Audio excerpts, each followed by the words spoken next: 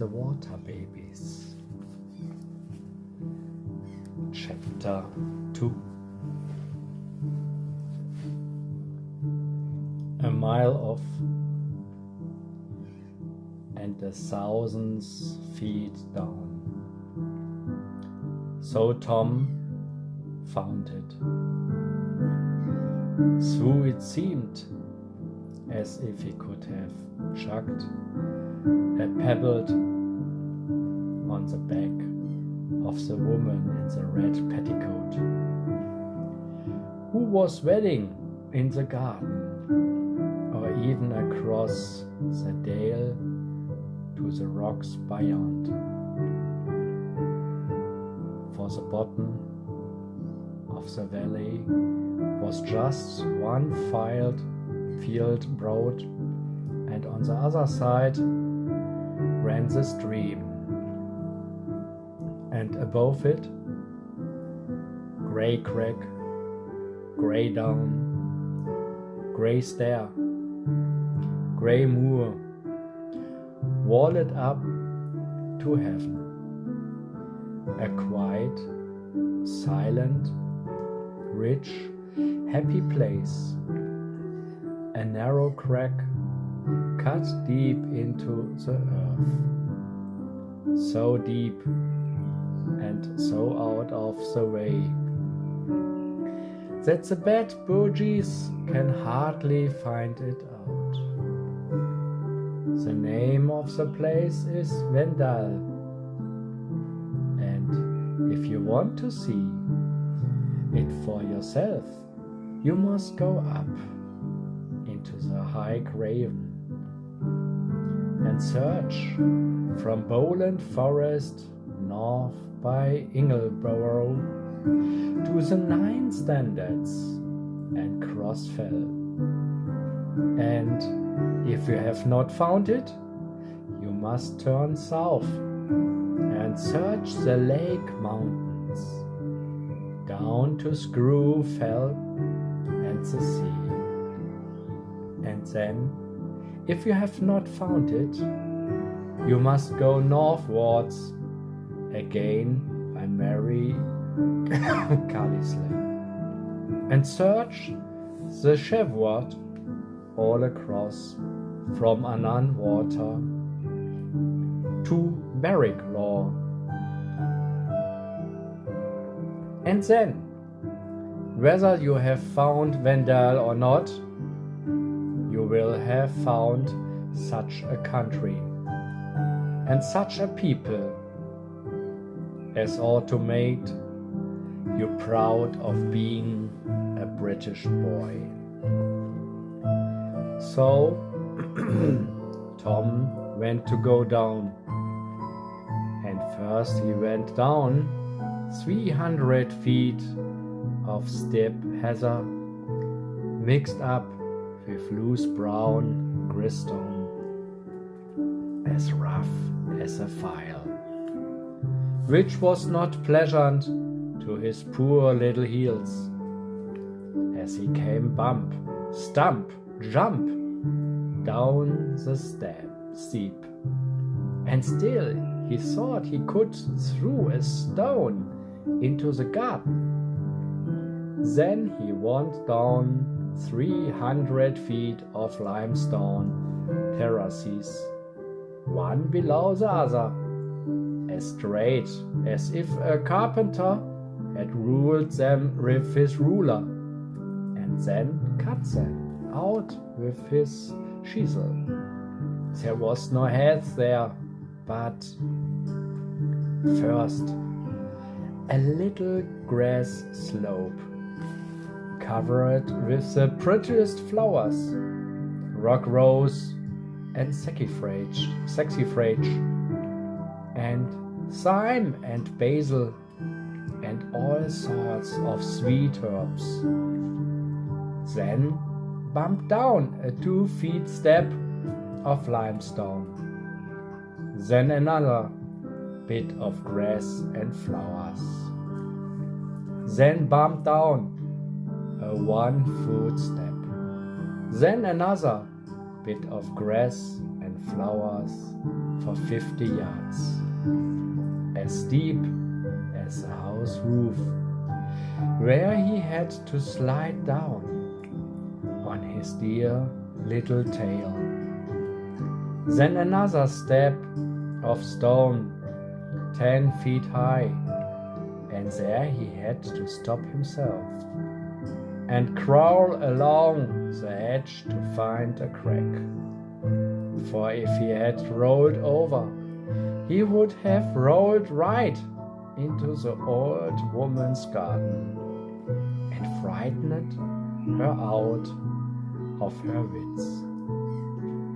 Then, when he had found a dark, narrow crack full of green stalked fern, such as hang in the basket in the drawing room, and had crawled down through it with knees and elbows, as he would down a chimney, there was another grass slope, and another step, and so on, till, oh dear me, I wish it was all over. And so did he. And yet he thought he could throw a stone into the old woman's garden. At last he came to a bank of beautiful shrubs, white beam with its silverback leaves, and mountain ash and oak, and below them cliff and crack with great beds of crown ferns and wood sedge, while through the scrubs he could see the stream sparkling and hear it murmur on the white pebbles. He did not know that it was 300 feet below. You would have been giddy, perhaps, looking down, but Tom was not.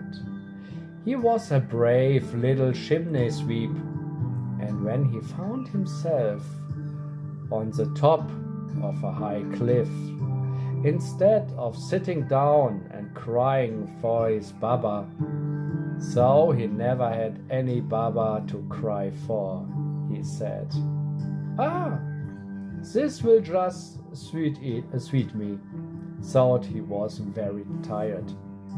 And down he went by stock and stone, sedge and ledge, bush and rush, as if he had been born a jolly little black ape with 4 hands instead of 2.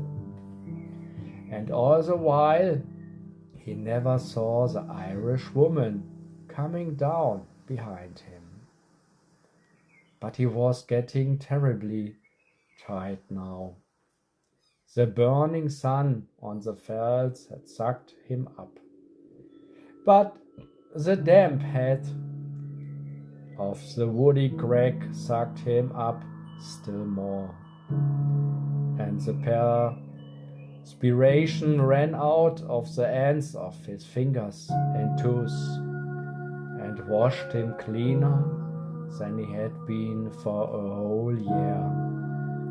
But, of course, he dirtied everything terribly as he went. There has been a great black smudge all down the crag ever since, and there have been more black beetles in Vendale since than ever were known before. All, of course, owing to Tom having blacked the original papa of all, just as he was setting off to be married with a sky blue coat and scarlet leggings, as smart as a gardener's dog, with a polyanthus in his mouth. At last he got to the bottom, but behold, It was not the button.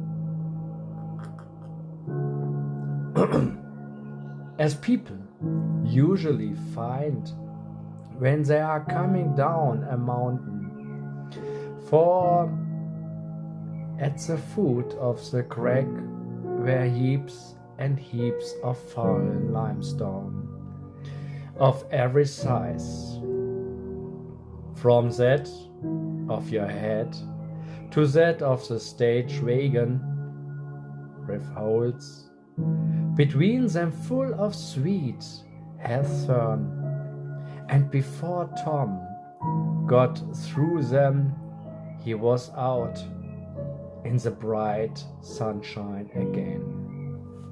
And then he felt once for all, and suddenly, as people generally do, that he was beat. You must expect to be beat a few times in your life, little man, if you live such a life as a man ought to live. Let you be as strong and healthy as you may, and when you are, you will find it very ugly feeling. I hope that you may have a stout, staunch friend by you who is not beat. For if you have not, you had best lie where you are, and wait for better times, as poor Tom did. He could not get on. The sun was burning, and yet he felt chill all over. He was quite empty, and yet he felt quite sick.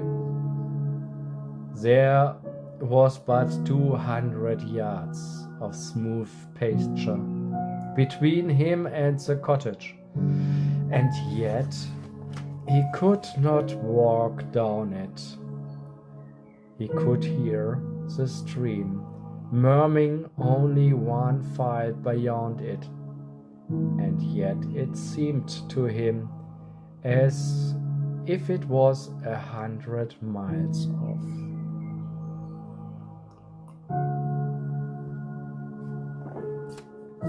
He lay down on the grass till the beetles ran over him and the flies settled on his nose. I don't know when he would have got up again.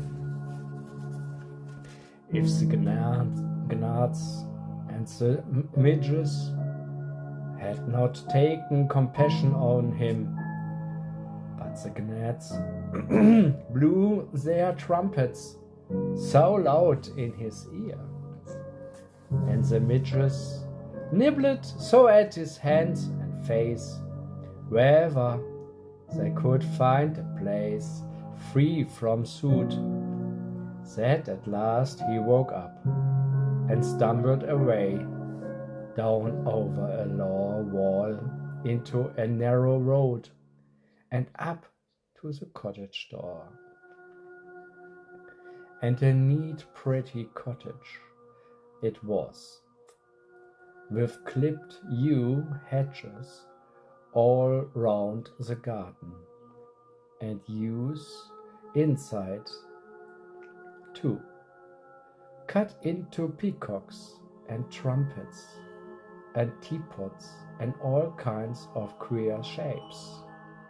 And out of the open door came a noise like that of the frogs on the great A, when they know that it is going to be scorching hot tomorrow. And how they know that I don't know, and you don't know, and nobody knows. He came slowly up to the open door, which was all hung round with clematis and roses, and then peeped in half afraid. And there sat by the empty fireplace, which was filled with a pot of sweet herbs, the nicest old man that ever was seen, in her red petticoat and short Dimitri bedgown and clean white cap, with a black silk handkerchief over it, tied under her chin, and her feet sat at the grandfathers of all the cats. And opposite her sat, on two benches, 12 or 14 neat, rosy, shabby little children, learning their criss-cross row, and gabble enough they made about it. Such a pleasant cottage it was, with a shiny clean stone floor, and curious old prints on the walls, an old black oak sideboard full of bright pewter and brass dishes, and a cuckoo clock in the corner, which began shouting as soon as Tom appeared. Not that it was frightened at Tom, but that it was just 11 o'clock. All the children started at Tom's dirty black figure. The girls began to cry, and the boys began to laugh, and all pointed at him rudely enough. But Tom was too tired to care for that. "What art thou, and what dost want?" cried the old dame. "A chimney sweep, away with thee! I have no sweeps here." "Water," said poor little Tom, quite faint. "Water? There's a plenty I the bag," she said, quite sharply. "But I can't get there. I'm most clammed with hunger and drought." And Tom sank down upon the doorstep and laid his head against the post. And the old dame looked at him through her spectacles 1 minute, and 2, and 3, and then she said, "He's sick, and a bane, sweep or one or none." "Water," said Tom. "God forgive me." And she put by her spectacles and rose and came to Tom. "Water's bad for thee. I'll give thee milk." And she toddled off into the next room and brought a cup of milk and a bit of bread. Tom drank the milk off and one draught, and then looked up, revived. "Where didst come from?" said the dame. "Overfell there," said Tom, and pointed up into the sky. "Over Hasover? And down Low's Ways Crack? Are you sure you are not lying?" "Why should I?" said Tom, and leaned his head against the post. "And how got ye up there?" "I came over from the place." And Tom was so tired and desperate he had no heart or time to think of a story, so he told all the truth in a few words. "Bless thy little heart, and thou hast not been stealing them." "No." "Bless thy little heart, and I warrant not." "Why?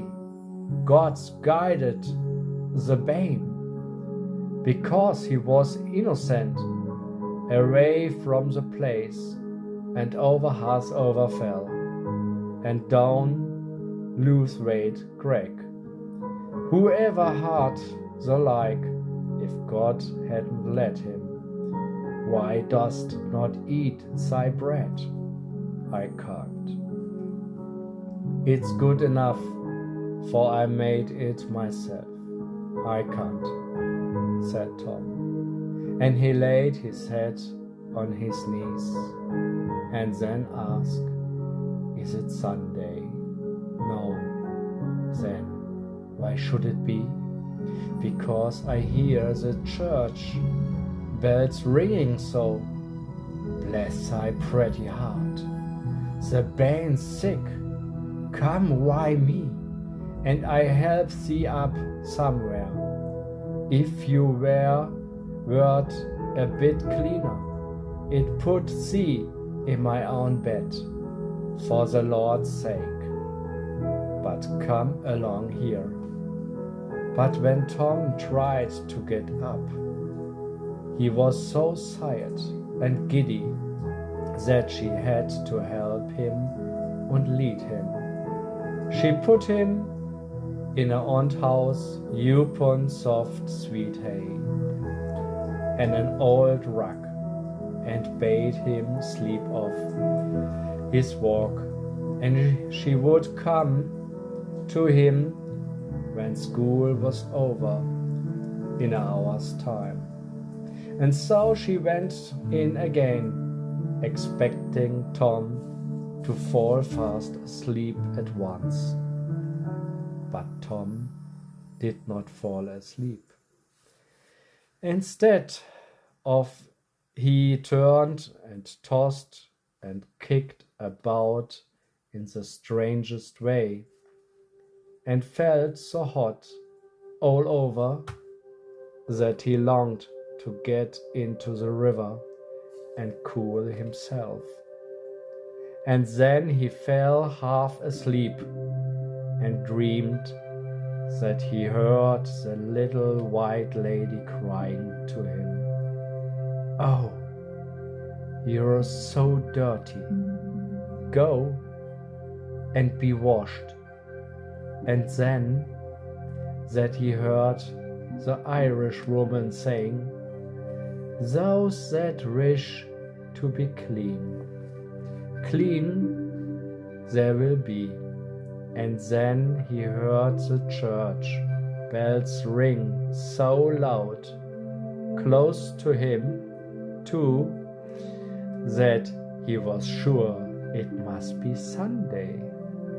In spite of what the old dame had said, and he would go to church and see what a church was like inside, for he had never been in one, poor little fellow, in all his life. But the people would never let him come in, all over soot and dirt like that. He must go to the river and wash first. And he said out aloud again and again, so being half asleep, he did not know it, "I must be clean, I must be clean." And all of a sudden he found himself not in the outhouse on the hay, but in the middle of the meadow, over the road, with a stream just before him, saying continually, "I must be clean, I must be clean." He had got there on his own legs, between sleep and awake, as children will often get out of bed and go about the room when they are not quite well. But he was not a bit surprised, and went on the bank of the brook and lay down on the grass and looked into the clear limestone water. with every pebble at the bottom bright and clean, while the little silver trout dashed about in fright at the sight of his black face. And he dipped his hand in and found it so cool, and he said, I will be a fish. I will swim in the water. I must be clean. I must be clean. So he pulled off all his clothes in such haste that he tore some of them, which was easy enough with such ragged old things. And he put his poor hot sore feet into the water, and then his legs. And the further he went in, the more of the church bells rang in his head. Ah, said Tom, I must be quick and wash myself. The bells are ringing quite loud now, and they will stop soon, and then the door will be shut, and I shall never be able to get in at all. Tom was mistaken, for in England the church doors are left open all service time, for everybody who likes to come in, churchman or dissenter. Even if you were a Turk or a heathen, and if any man dared to turn him out, as long as he behaved quietly, the good old English law would punish that man as he deserved for ordering and peaceable person out of God's house, which belongs all alike. But Tom did not know that, and more than he knew a great deal more which people ought to know. And all the while he never saw the Irish woman, no behind him this time, but before. For just before he came to the riverside, he had stepped down into the cool, clear water, and his shawl and her petticoat floated off her, and the green water weeds floated round her sides, and the white water lilies floated round her head, and the fairies of the stream came up from the bottom and bore her away and down upon their arms, for she was the queen of them all, and perhaps of more besides. Where have you been? They asked her. I have been smoothing sick folks' pillows and whispering sweet dreams into their ears, opening cottage casements to let out the stifling air, coaxing little children away from gutters and foul pools where fever breeds, turning women from the gin shop door and staying men's hands as they were going to strike their wives. Doing all I can to help those who will not help themselves. And little enough it is, and weary work for me, but I have brought you a new little brother, and watched him safe all the way here. Then all the fairies laughed for joy at the thought that they had a little brothers coming.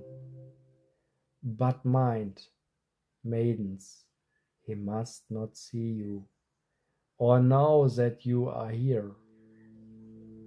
He is but a savage now, and like the beasts which perish, and from the beasts which perish he must learn. So you must not play with him, or speak to him, or let him see you, but only keep him from being harmed. Then the fairies were sad, because they could not play with their new brother. But they always did what they were told. And their queens floated away down the river, and with her she went. Further she came, but all this Tom, of course, never saw and heard.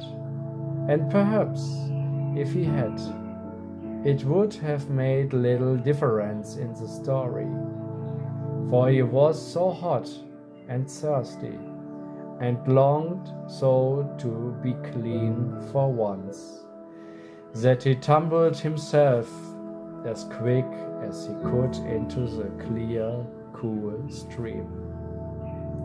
And he had not been in it 2 minutes before he fell fast asleep into the quietest, sunniest, coziest sleep that ever he had in his life. And he dreamed about the green meadows by which he had walked that morning, and the tall elm trees, and the sleeping cows. And after that he dreamed of nothing at all. The reason of his falling into such a delightful sleep is very simple, and yet hardly anyone has found it out. It was merely that the fairies took him. Some people think that there are no fairies. Cousin Cromshield tells little folks so in his conversations. Well, perhaps there are none. In Boston, US, where he was raised, there are only a clumsy lot of spirits there, who can't make people hear without thumping on the table. But they get their living thereby, and I suppose that all they want. And Aunt Agitate and her arguments on political economy says that they are known. Well, perhaps they are known in her political economy, but it is a wide world, my little man, and thank heaven for it, for else, between crinolines and theories, some of us would get squashed, and plenty of room in it for fairies, without people seeing them, unless, of course, they look in the right place. The most wonderful and the strongest things in the world, you know, are just the things which not one can see.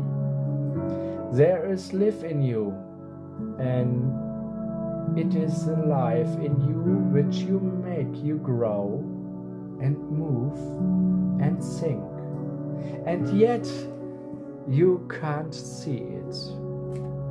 And there is steam in a steam engine, and that is what makes it move, and yet you can't see it. And so there may be fairies in the world, and they may be just want what makes the world go round, to the old tune of C'est l'amour, l'amour, l'amour qui fait la mort à la ronde. And yet no more no one may be able to see them except those whose hearts are going round to that same tune. At all events, we will make believe that there are fairies in the world. It will not be the last time by many a one that we shall have to make believe. And yet, after all, there is no need for that. There must be fairies, for this is a fairy tale. And how can one have a fairy tale if there are not fairies? You don't see the logic of that? Perhaps not. Then please not to see the logic of a great many arguments exactly like it, which you will hear before your bird is grey. The kind of old dame come back at 12 when school was over to look at Tom, but there was no Tom there.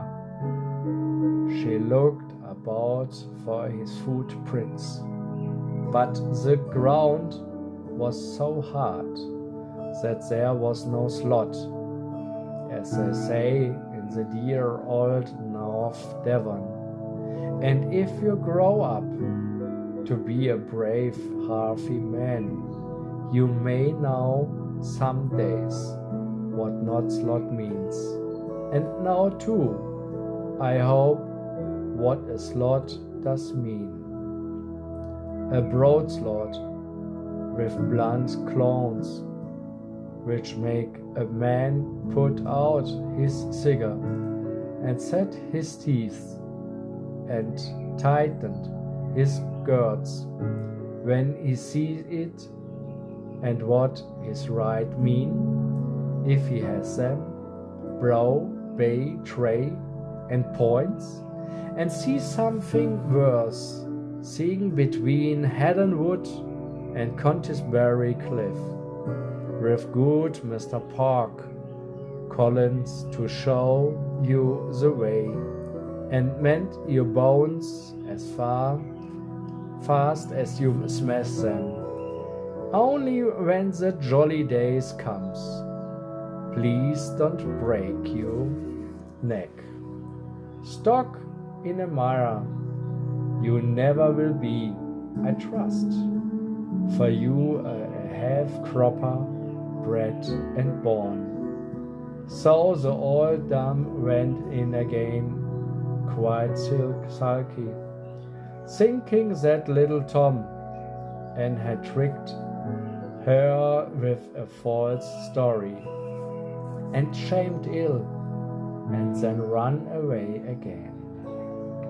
But she altered her mind the next day, for when Sir John and the rest of them had run themselves out of breath and lost Tom, they went back again, looking very foolish. And they looked more foolish still when Sir John heard more of the story from the nurse, and from foolish still again when they heard the whole story from Miss Ellie, the little lady in white. All she had seen was a poor little black chimney sweep crying and sobbing and going to get up the chimney again. Of course, she was very much frightened, and no wonder, but that was all. The boy had taken nothing in the room. By the mark of his little sooty feet. They could see that he had never been off the hearth through till the nurse caught hold of him. It was all a mistake.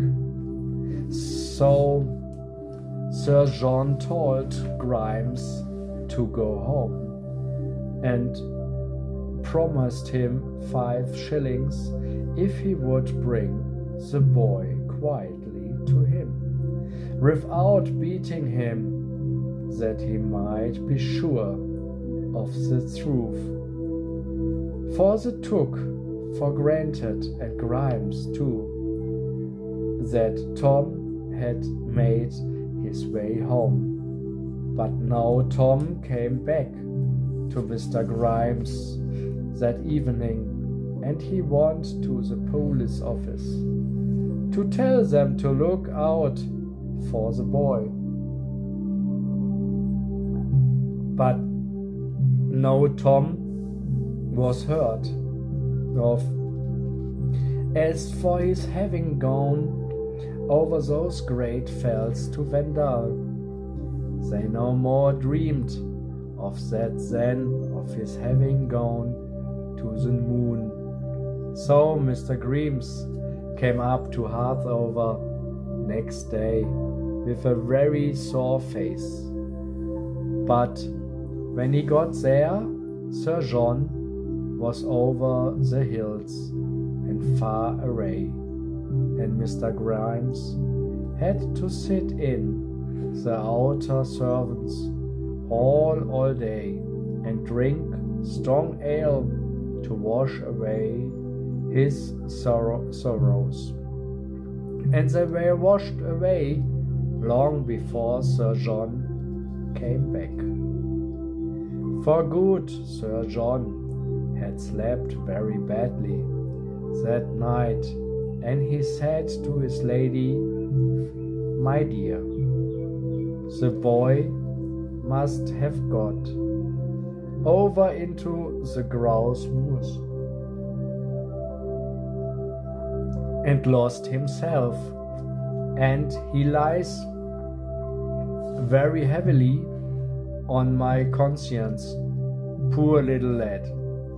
But I know what I will do."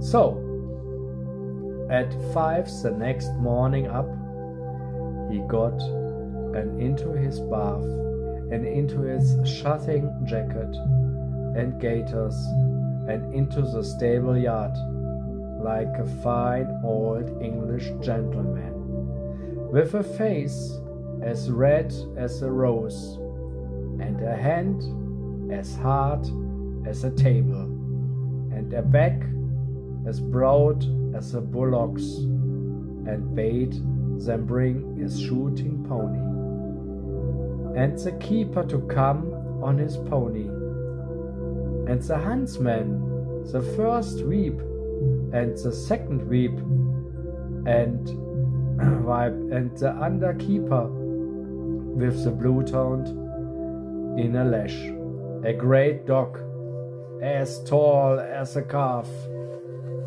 on the color of the gravel walk, with mussog any ears and nose, and a throat like a church bell. They took him up to the place where Tom had gone into the wood, and there the hound lifted up his mighty voice and told them all he knew.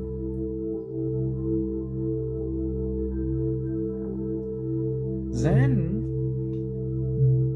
he took them to the place where Tom had climbed the wall, and they shoveled it down, and all got through.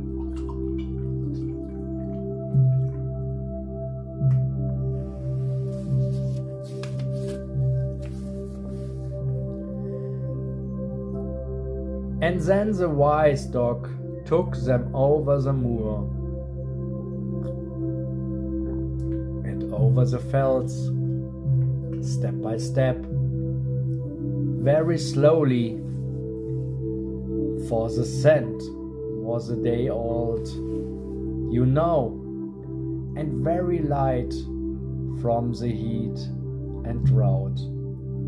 But that was why cunning old Sir John started at 5 in the morning, and at last he came to the top of Lewthwaite Crag, and there he bade and looked up in their faces, as much as to say, I tell you, he is gone down here. They could hardly believe that Tom would have gone so far. And when they looked at that awful cliff, they could never believe that he would have dared to face it. But if the dog said so, it must be true. Heaven forgive us, said Sir John. If we find him at all, we shall find him lying at the bottom. And he slapped his great hands upon his great thighs, and said, Who will go down over Lewthwaite Crag and see if that boy it is alive? Oh, that I were 20 years younger, and I would go down myself. And so he would have done, as well as any sweep in the county. Then he said, 20 pounds to the man who brings me that boy alive. And as was his way, was he said he meant. Now among the lot was a little groom boy, a very little groom indeed, and he was the same who had ridden up the court, and told Tom to come to the hall. And he said, 20 pounds or none, I will go down over Lewthwaite Crag, if it's only for the poor boy's sake, for he was as civil a spoken little chap as ever climbed a flue. So down over Lewthwaite Crag he went, a very smart groom he was at the top, and a very shabby one at the bottom. For the tore his gaither, and the tore his breeches, and he tore his jacket, and he burst his braces, and he burst his boots, and he lost his hat. And what was worst of all, he lost his shirt pin, which he prized very much, for it was gold, and he had won it in a raffle at Malton, and there was a figure at the top of it outmare noble old Biswing herself, as natural as life. So it was a really surplus, but he never saw anything of Tom. And all the while Sir John and the rest were riding round full 3 miles to the right and back again to get into Vendale, and so the foot of the crag.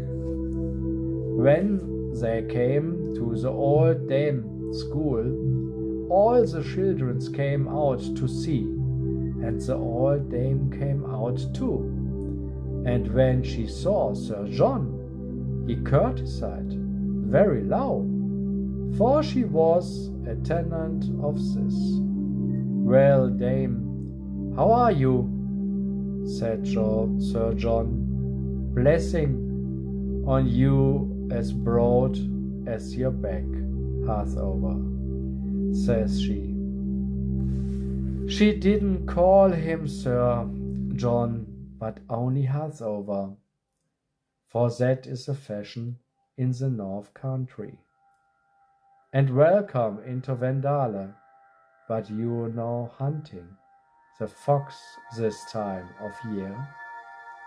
I'm a hunting and strange game too, said he. Blessings on your heart, and what makes you look so sad the morn? I'm looking for a lost child, a chimney sweep that is run away. Oh, Hathover, says she. Yeah, we're always in just man and a merciful, and yell no harm, the poor little lad, if I give you tidings of him. Not I, damn, I'm afraid. We hunted him out of the house, all on the miserable mistakes, and the hound has brought him to the top of the Lothraid Crag. And reiterated the old dame broke out crying, without letting him finish his story. So he told me the truth, after all, poor little dear. Ah, first thoughts are best, and a body hurts guide them right, if they will but hearken to it. And then she told Sir John all. Bring the dog here and lay him on, said Sir John, without another word, and he set his teeth very hard. And the dog opened it at once and went away at the back of the cottage, over the road and over the meadow, and through a bit of alder copse. And there, upon an alder stump, they saw Tom's clothes lying, and then they knew as much about it all there was any need to know. And Tom? Ah, now comes the most wonderful part of this wonderful story. Tom, when he woke, for of course he woke. Children always wake after they have slept exactly as long as is good for them. Found himself swimming about in the stream, being about 4 inches for, and that I may be accurate,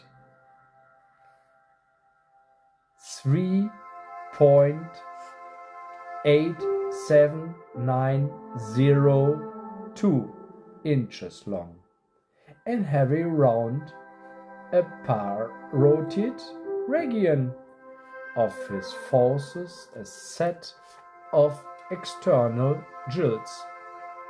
I hope you understand all the big words, just like those of a sucking aft, which he mistook for a lace frill, till he pulled all them, found he hurt himself, and made up his mind that they were part of himself, and best left alone.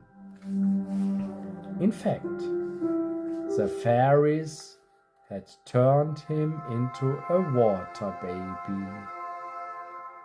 A water baby? You never heard of a water baby?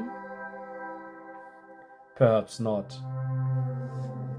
That is the very reason why this story was written.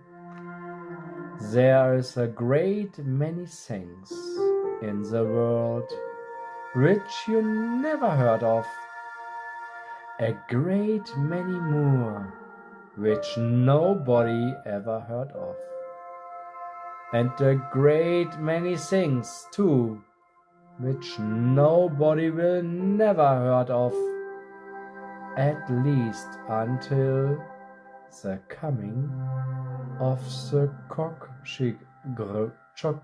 Cockchicruise, when man shall be the measure of all things. But there are no such things as water babies. How do you know that? Have you ever been there to see? And if you had been there to see, and there had seen none, that would not prove that there were none. If Mr. Garth does not find a fox in Everest wood, as fox sometimes fear he never will, that does not prove that there are no such things as foxes. And as is Everest wood to all the woods in England, so are the waters we know to all the waters in the world. And no one has a right to say that no water babies exist till they have been no water babies existing, which is quite a different thing, mind, from not seeing water babies, and a thing which nobody ever did, or perhaps ever will do. But surely, if there were water babies, somebody would have caught one at least. Well, how do you know that somebody has not? But they would have put it into spirits or into the illustrated news, or perhaps cut it into two halves. Poor dear little things, and sent one to Professor Owen and one to Professor Huxley to see what they would each say about it. Ah, my dear little man, that does not follow at all, as you will see before the end of the story. But the water baby is contrary to nature. Well, but, my dear little man, you must learn to talk about such things when you grow older in a very different way from that. You must not talk about ain't and can't when you speak of this great wonderful world round you, of which the wisest man knows only the very smallest corner, and is, as the great Sir Isaac Newton said, only a child picking up pebbles on the shore of a boundless ocean. You must not say that this cannot be, or that is contrary to nature. You do not know what nature is, or what she can do, and nobody knows not even Sir Roderick Murchison, or Professor Owen, or Professor Sedgwick, or Professor Huxley, or Mr. Darwin, or Professor Faraday, or Mr. Groove, or any other of the great men whom good boys are taught to respect. They are very wise men, and you must listen respectfully to all they say. But even if they should say, which I'm sure they never would, that cannot exist, that is contrary to nature, you must wait a little and see. For perhaps even they may be wrong.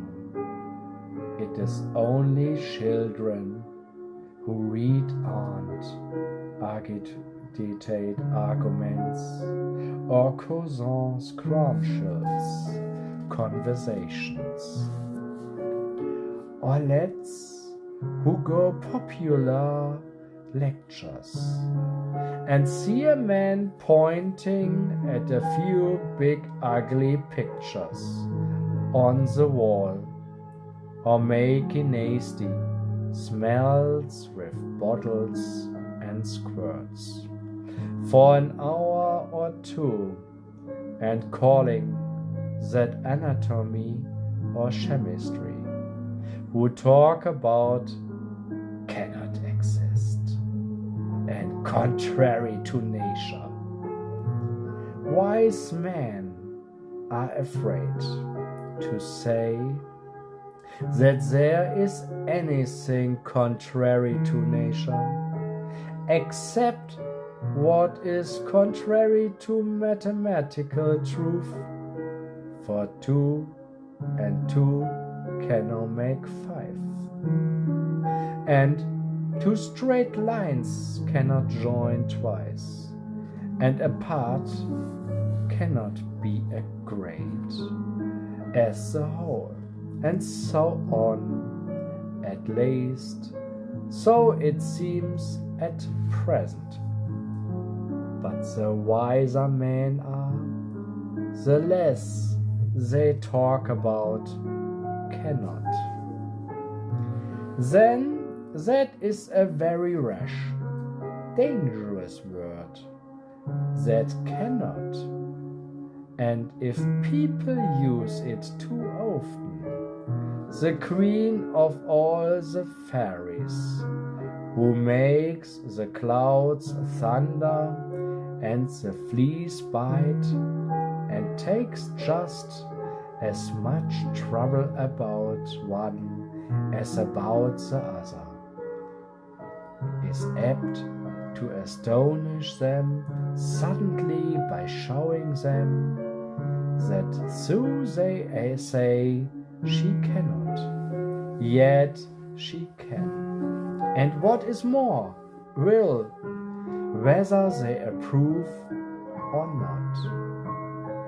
And therefore it is that there are dozens and hundreds of things in the world which we should certainly have said were contrary to nature, if we did not see them going on under our eyes all day long.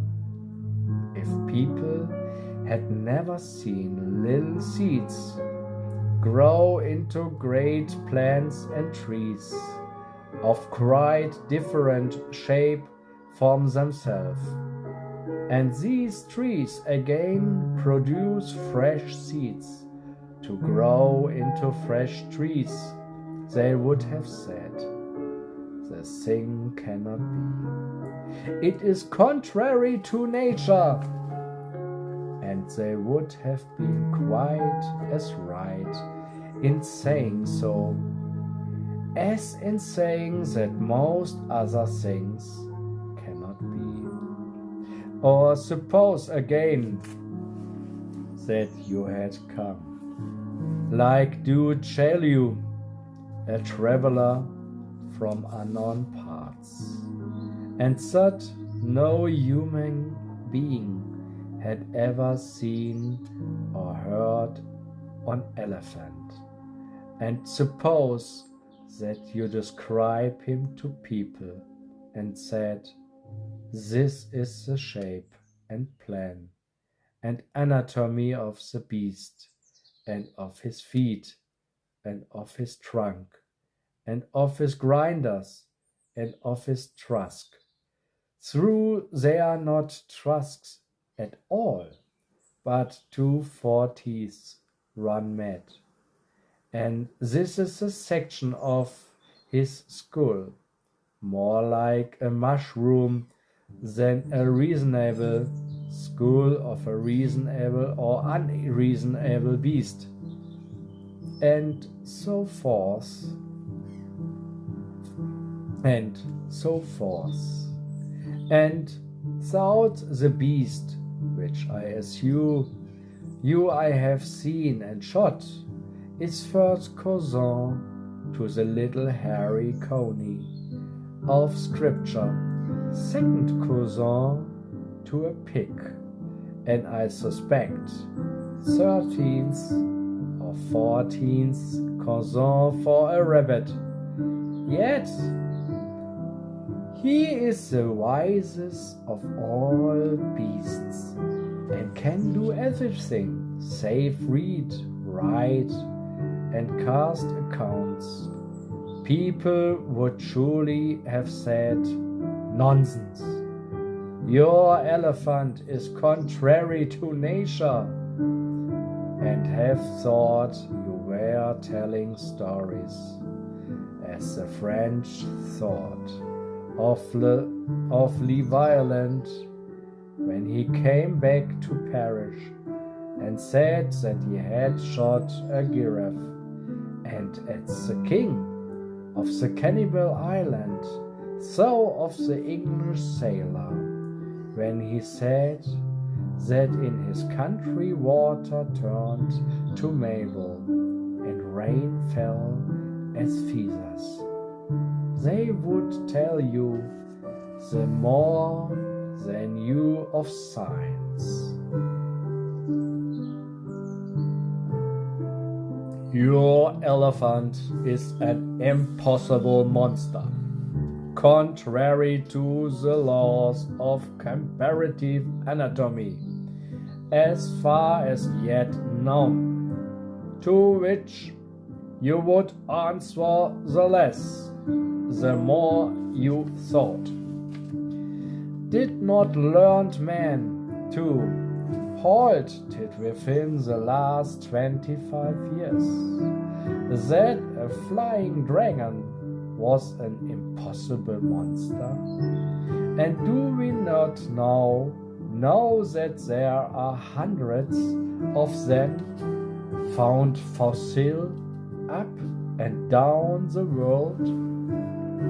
People call them Pectrodactylus, but that is only because they are ashamed to call them flying dragons, after denying so long that flying dragons could exist.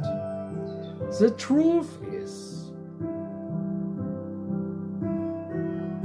that folks fancy that such and such things cannot be, simply because they have not seen them, is worth no more than a savage fancy that there cannot be such a thing as a locomotive, because he never saw one running wild in the forest.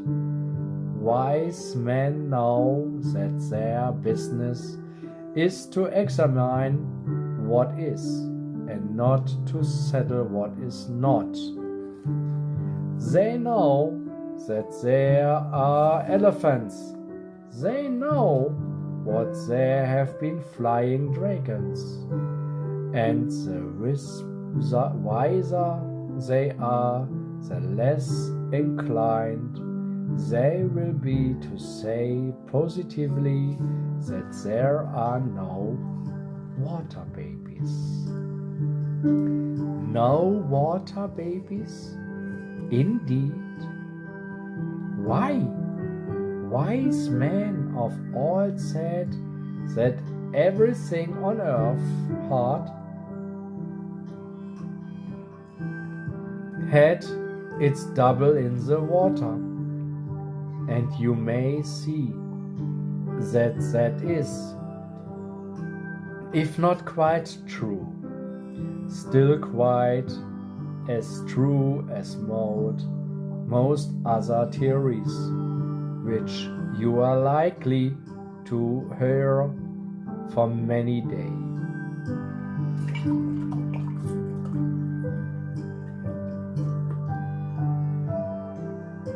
There are land babies, then why not water babies? Are there not water rats, water flies, water crickets, water crabs, water tortoises, water scorpions, water tigers, and water hawks, and water cats, and water dogs, sea lions, and sea bears, sea horses, and sea elephants, sea mice, and sea urchins, sea razors, and sea pens, sea combs, and sea fans, and of all plants are there no watergrass, and water crowfoot, water milfoil, and so on, without end. But all these things are only nicknames. The water things are not really akin to the land things. That's not always true. They are, in millions of cases, not only of the same family, but actually the same individual creatures. Do not even you know that a green drake and an alder fly and a dragonfly live underwater till they change their skin, just as Tom changed his. And if a water animal can continually change into a land animal, why should not a land animal sometimes change into a water animal? Don't be put down by any of Cousin Crumpshell's arguments, but stand up to him like a man and answer him quite respectfully, of course, Tues. If Cousin Crumpshell says that if there are water babies, they must grow into watermen, ask him how he knows that they do not, and then how he knows that they must, and more than the Proteus of Adelberg's caverns grows into a perfect nude. If he says that it is too strange a transformation for a land baby to turn into a water baby, ask him if he ever heard of the transformation of Zilis, or the Distomas, or the common jellyfish, or which Miss Crogdefrakes says excellently well, who would not exclaim that a miracle had come to pass if he saw a reptile come out of the egg dropped by a hen in his poultry yard, and then reptile gave birth at once to an identified number of fish and birds. Yet the history of the jellyfish is quite as wonderful as that would be. Ask him if he knows about all this, and if he does not, tell him to go and look for himself, and advise him, very respectfully of course, to settle no more what strange things cannot happen, till he has seen what strange things to happen every day. If he says that things cannot degrade, that is, change downwards into lower forms, ask him who told him that water babies were lower than land babies. But even if they were, does he know about the strange degradation of the common goose barnacles, which one finds sticking on ships' bottoms, or the still stranger degradation of some cousins of theirs, of which one hardly likes to talk, so shocking and ugly it is? And lastly, if he says, as he most certainly will, that these transformations only take place in the lower animals and not in the higher, say that seems to little boys and to some grown people a very strange fancy. For if the changes of the lower animals are so wonderful and so difficult to discover, why should not there be changes in the higher animals, far more wonderful and far more difficult to discover? And may not man, the crown and flower of all things, undergo some change as much more wonderful than all the rest, as the great exhibition is more wonderful than a rabbit burrow? Let him answer that, and if he says, as he will, that not having seen such a change in his experience, he is not bound to believe it, ask him as respectfully where his microscope has been.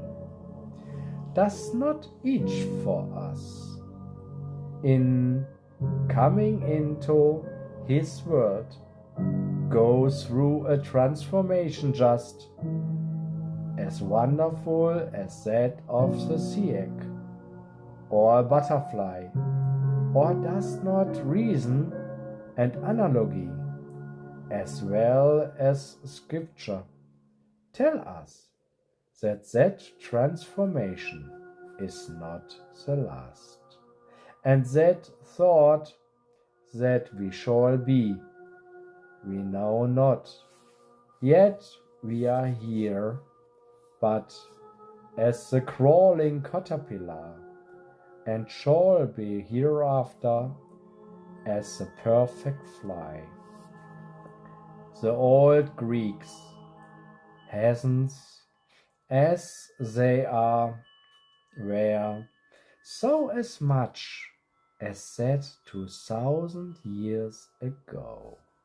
And I care very little for Cousin Cromshield, if he sees even less than they, and so forth,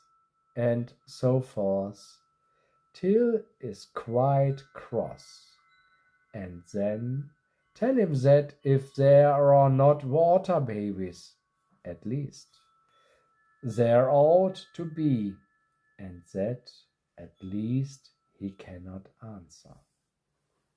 And meanwhile, my dear little man, till you know a great deal more about nature than Professor Owen and Professor Huxley put together, don't tell me about what cannot be, or fancy that anything is too wonderful to be true.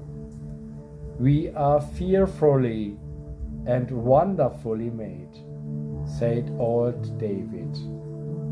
And so we are, and so is everything around us, down to the very deal table. Yes, much more fearfully and wonderfully made. Already is the table, as it stands now, nothing but a piece of dead deal wood.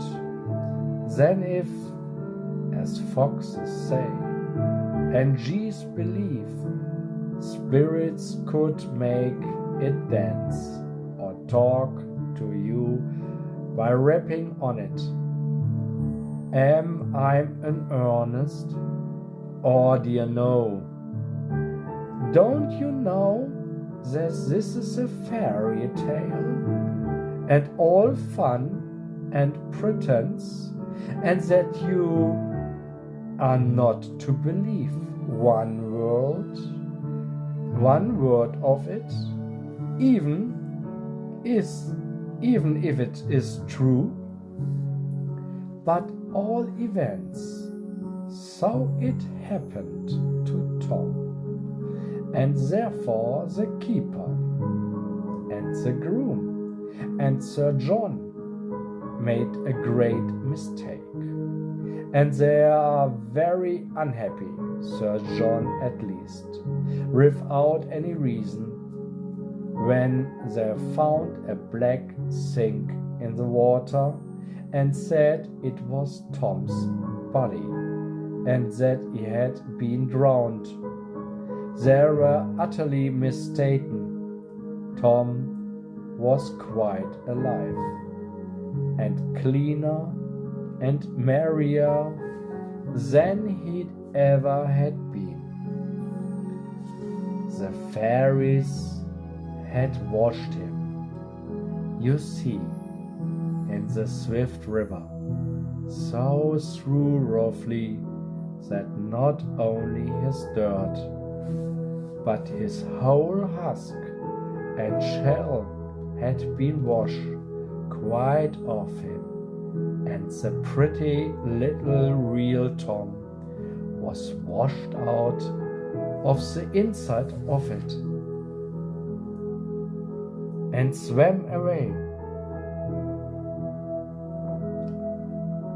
as a caddis does when its case of stones and silk is bored through, and away it goes on its back, paddling to the shore, there to split its skin and fly away as a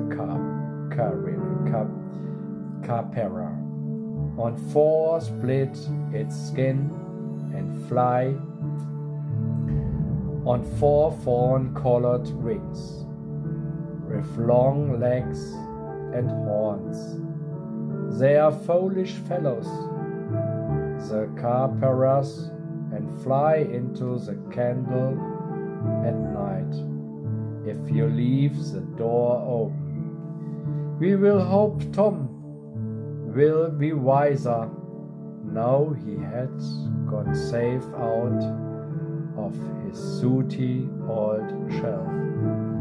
But good Sir John did not understand all this, not being a fellow of the Linnean Society, and he took it into his head that Tom was drowned. When they looked into the empty pockets of his shell and found no jealous there, no money, nothing but 3 marbles and a brass button with a string to it, then Sir John did something as like crying as ever he did in his life, and blamed himself more bitterly than he need have done. So he cried, and the groom boy cried, and the huntsman cried, and the dame cried, and the old nurse cried, for it was somewhat her fault, and my lady cried, for thought people have Greeks, that is no reason why they should not have hurts. But the keeper did not cry, so he had so good natured to Tom the morning before, for he was so dried up with running after before, for he was so dried for poachers, that you could no more get tears out of him than milk out of leather. And Grimes did not cry, for Sir John gave him 10 pounds, and he drank in all in a week. Sir John sent far and wide to find Tom's father's mother.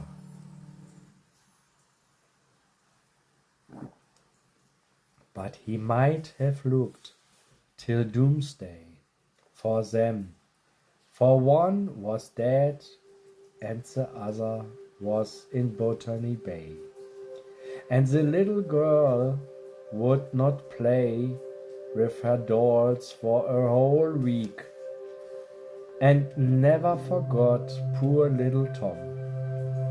And soon my lady put a pretty little tombstone over Tom's shell in the little churchyard of Vendale, where the old dalesmen all sleep side by side between the limestone crack, and the dame decked it with garlands every Sunday, till she grew so old that she could not stir abroad.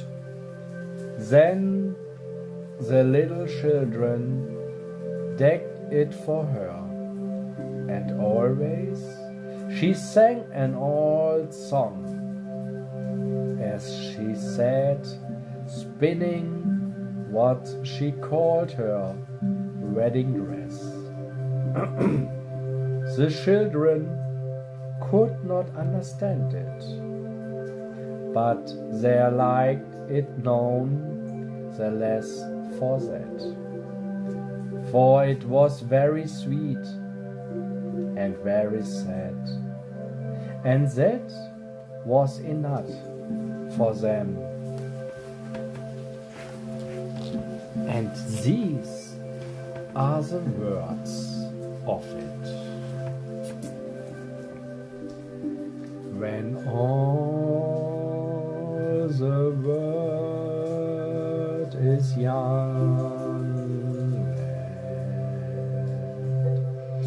and all the trees are green and every goose a swanland and every lass a queen, then have for boat and horse led and round the world away. Young blood must have its course led, and every dog his day.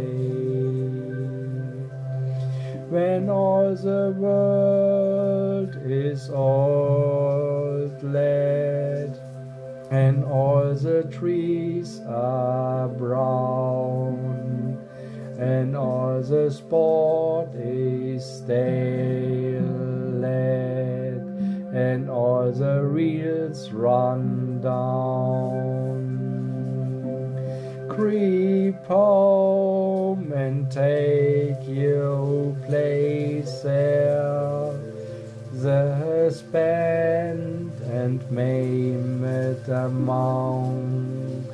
Good grant you find one face there you love when all was young.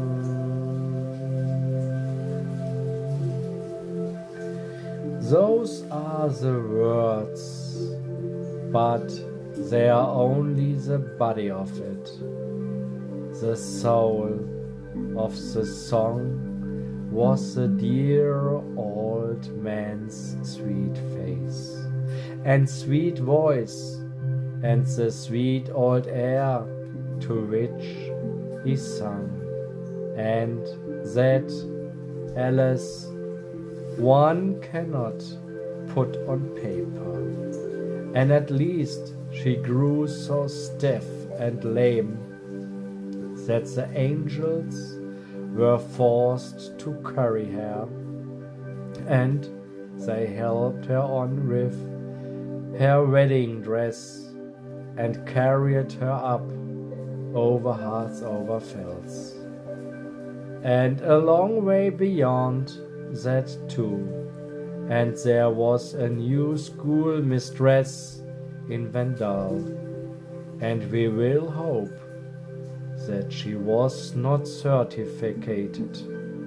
And all the while Tom was swimming about in the river with a pretty little lace collar of jewels about his neck, as lively as a grig and as clean as a fresh run salmon.